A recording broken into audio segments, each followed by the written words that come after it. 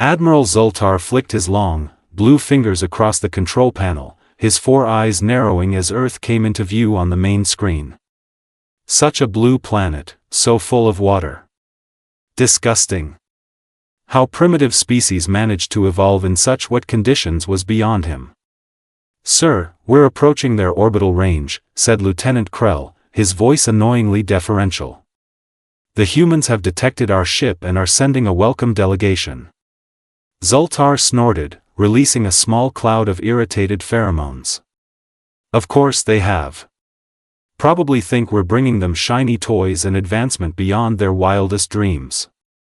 Nixella, his chief diplomatic advisor, stepped forward, her silver skin reflecting the bridge lights. "Admiral, I must stress again. Our preliminary reports suggest these humans are unpredictable. They don't follow standard diplomatic protocols we've established with other species." "Noted and dismissed," Zul'tar said with a wave of his hand. "Every new race thinks they're special. They all fall in line eventually." The human delegation arrived, 3 representatives in their ridiculous protective suits, as if Zul'tar would waste good pathogens on such an insignificant meeting. He watched them through the transparent barrier, barely bothering to mask his contempt. "On behalf of Earth, we welcome the Galactic Council," said the lead human, a female with dark skin and intelligent eyes. "I am Ambassador Torres. We're honored by your presence and eager to discuss potential membership." Zul'tar blinked slowly. "Yes, well. That remains to be seen. Your species has only recently achieved rudimentary space travel. The Council has standards." Torres' smile faltered slightly. "We understand our technology may seem basic compared to yours, but humans have other qualities to offer. Our adaptability, creativity." Yes, Zul'tar interrupted. "Everyone thinks they're special. We'll conduct our assessment and inform you of our decision." 3 days of assessment followed, 3 days of Zul'tar finding fault with everything about Earth and its inhabitants. Too fractious. Too emotional. Too unpredictable. Nixella found him on the observation deck on the final evening. "The Council has received your preliminary report," she said quietly. "They're concerned about your recommendation for containment." "These humans are volatile," Zul'tar replied. "Give them a century of unchecked development and they'll be a threat to established order. Better to show them their place now." "But full containment? Without provocation?" Zul'tar smiled thinly. "We'll give them a demonstration first. One of their colony ships is passing through the Arcturus sector. A simple show of force." Captain Tanner Blake of the colony ship Horizon knew his vessel was outmatched the moment the alien cruiser appeared. But surrendering wasn't in his nature. "All hands to battle stations," he ordered, his voice calm despite the odds. "Let's show these bastards that humans don't go down without a fight." The Horizon lasted 12 minutes against the Galactic Council vessel. 12 minutes of brilliant, desperate resistance that confused and, though Zul'tar would never admit it, impressed the Council gunners. When news of the unprovoked attack reached Earth, something unprecedented happened. Nations that had been enemies for centuries united overnight. Military commanders who wouldn't share a cup of coffee were suddenly planning joint operations. Earth had been fractious, yes, but now it was united in rage. And Admiral Zul'tar had no idea what he had just unleashed. #only one ship?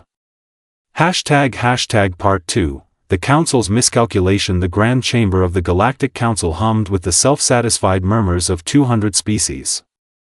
Massive holodisplays showed the destruction of the human colony ship from multiple angles. Admiral Zul'tar stood in the center of the chamber, basking in the approval of his peers. "As you can see," he said, gesturing to the replays, "these humans possess only the most rudimentary space combat capabilities. Their weapons are primitive, their shields non-existent. Supreme Counselor Varn, a gaseous entity contained in an ornate hovering sphere, pulsed with amusement. Yet I understand they fought back. How quaint.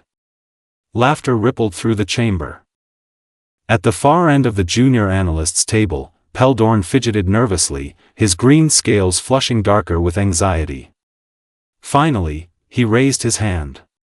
"The junior analyst wishes to speak," announced the chamber AI, much to Pel'dorn's horror. He hadn't expected to be acknowledged. All eyes turned to him. Pel'dorn swallowed hard. "Speak, Analyst," Varn said impatiently. "With respect, Supreme Counselor, I believe we may be underestimating these humans." Pel'dorn tapped his console, sending data to the main display. "I've been studying their historical records. They've fought wars almost continuously throughout their development." Images flashed across the screens, ancient humans with spears, medieval battles, modern warfare, all in rapid succession. "Most species evolved beyond warfare," Pel'dorn continued. "Humans have simply gotten better at it. They've gone from throwing rocks to splitting atoms in less than 10,000 years. Admiral Zul'tar snorted. "And yet their best ship couldn't last 15 minutes against one of ours." "That's my point, sir," Pel'dorn pressed on. "In their history, humans have frequently overcome technological disadvantages through sheer determination and adaptability. They learn from defeat. They innovate when cornered." Counselor Trek, a hulking insectoid, clicked his mandibles dismissively. Their entire planet couldn't produce enough ships to challenge even a small council fleet. "I recommend caution," Pel'dorn said, displaying more charts. "Their production capacity when unified, enough." Zul'tar interrupted. "This analyst is obviously impressed by human propaganda. Their history of violence merely confirms they need containment." The Council voted overwhelming support for Zul'tar's proposal. A fleet of 12 warships would be dispatched to Earth as a show of force, demanding surrender and technological supervision. Meanwhile, on Earth, something extraordinary was happening. In hidden facilities across the planet, former enemies worked side by side. Russian engineers collaborated with American scientists. Chinese manufacturing experts streamlined production alongside European designers. Captain Lena Marino, formerly of NASA, now commanded the first human battle cruiser built with reverse-engineered technology from recovered debris of the horizon. "How many ships can we field in 6 weeks?" she asked her global team. "At current production rates?" "At least 40, replied her Japanese deputy. "And they don't know what we've learned from the horizon wreckage." On his flagship, Admiral Zul'tar received a disturbing report from scout drones.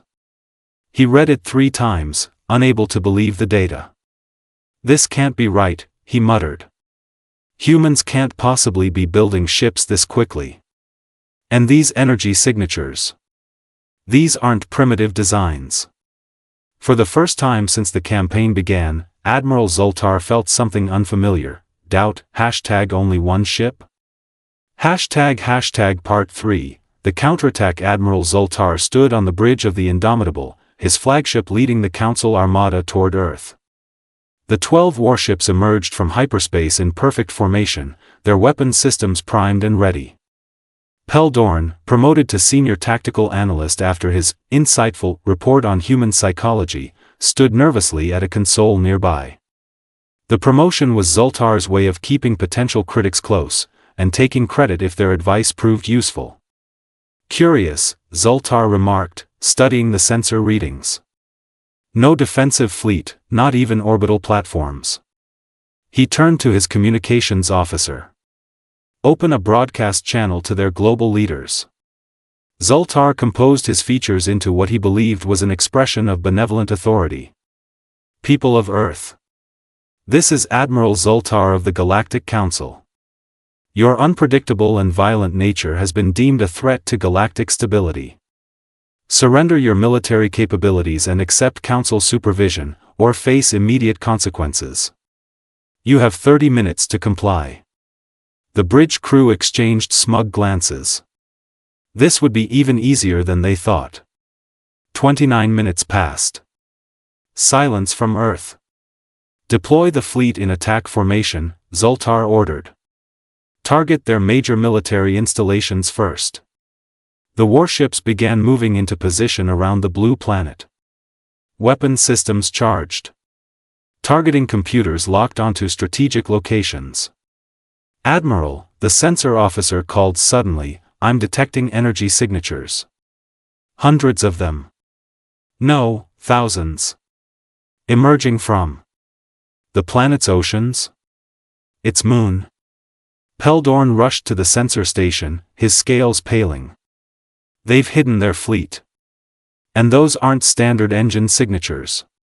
The view screen lit up as thousands of small craft burst from concealed bases. From underwater hangars. From the dark side of the moon. From camouflaged mountain bases.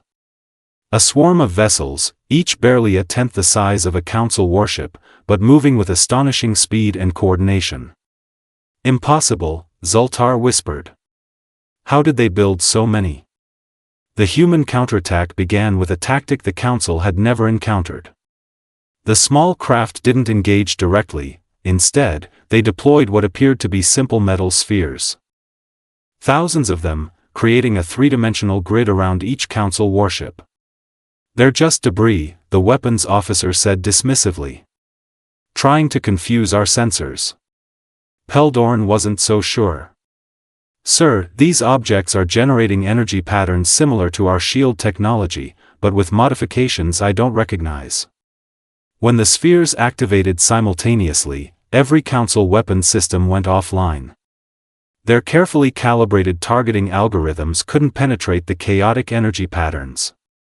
"They reverse-engineered our technology," Pel'dorn realized aloud. From the debris of that single colony ship. The human vessels swarmed the disabled Council ships. Their attack seemed random, unpredictable, because they were. Rather than relying on battle computers, human pilots made split-second decisions based on instinct and improvisation. "Our predictive algorithms can't anticipate their movements," the tactical officer reported, panic evident in his voice. "They're not following any known combat protocol." 3 Council ships exploded in rapid succession. 2 more lost propulsion and drifted helplessly. Another attempted retreat only to be surrounded by dozens of human craft that methodically disabled its engines. On the bridge of the Indomitable, alarms blared as systems failed throughout the ship. Admiral Zul'tar watched in disbelief as his mighty fleet was systematically dismantled by what he had considered an inferior species. Pel'dorn, watching the humans fight with desperate courage, finally understood. "They fight differently because they're not conquering," he said quietly. "They're protecting their home." Within 45 minutes, the pride of the Galactic Council fleet was reduced to crippled wrecks and floating debris.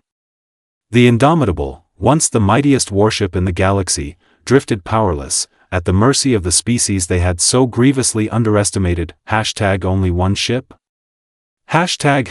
Part 4, A New Galactic Order. The Grand Chamber of the Galactic Council had never been so quiet.